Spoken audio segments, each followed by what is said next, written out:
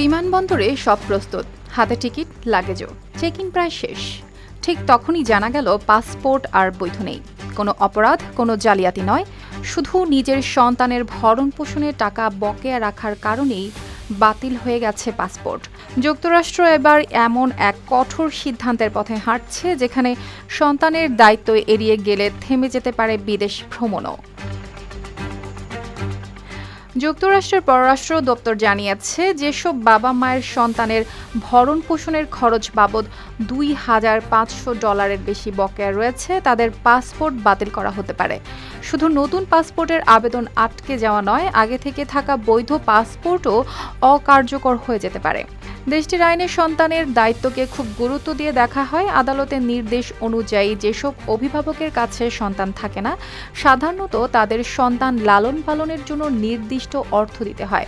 সেই টাকা ব্যবহার হয় শিশুর খাবার, পোশাক, বাসস্থান, পড়াশোনা ও চিকিৎসার মতো মৌলিক প্রয়োজন মেটাতে। কিন্তু বাস্তবে অনেক শিশু নিয়মিত সেই সহায়তা পায় না। কোথাও স্কুলের বেতন বাকি পড়ে যায়, কোথাও চিকিৎসা বন্ধ হয়ে যায় টাকার অভাবে। আবার কোনো কোনো মা একাই সন্তানকে বড় করতে গিয়ে প্রতিদিন লড়াই করে যাচ্ছেন জীবনযুদ্ধের সঙ্গে।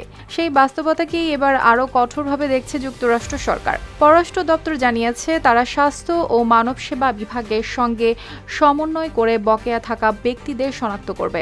এরপর তাদের বিরুদ্ধে নেওয়া হবে পাসপোর্ট বাতিলের মতো পদক্ষেপ।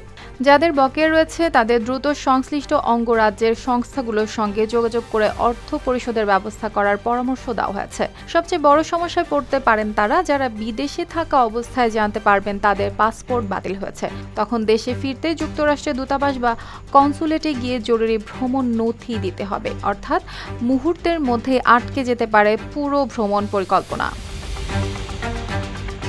এই নিয়ম অবশ্য একেবারে নতুন নয়। 1996 সালের একটি ফেডারেল আইনে এমন ব্যবস্থা রাখা হয়েছিল, তবে এতদিন এটি খুব কম ক্ষেত্রেই কার্যকর করা হতো। আগে সাধারণত কেউ পাসপোর্ট নবায়নের আবেদন করলে তখন বিষয়টি সামনে আসতো, কিন্তু এবার পুরনো আইনকে আরও সক্রিয়ভাবে প্রয়োগ করার পথে হাঁটছে যুক্তরাষ্ট্র বলছে, এই সিদ্ধান্তের উদ্দেশ্যে শুধু শাস্তি দেওয়া নয়, বরং শিশুদের অধিকার নিশ্চিত করা। কারণ সন্তানের প্রতি দায়িত্ব শুধু কাগজে কলমের আইন নয়, এটি একজন বাবা মায়ের নৈতিক দায়িত্ব।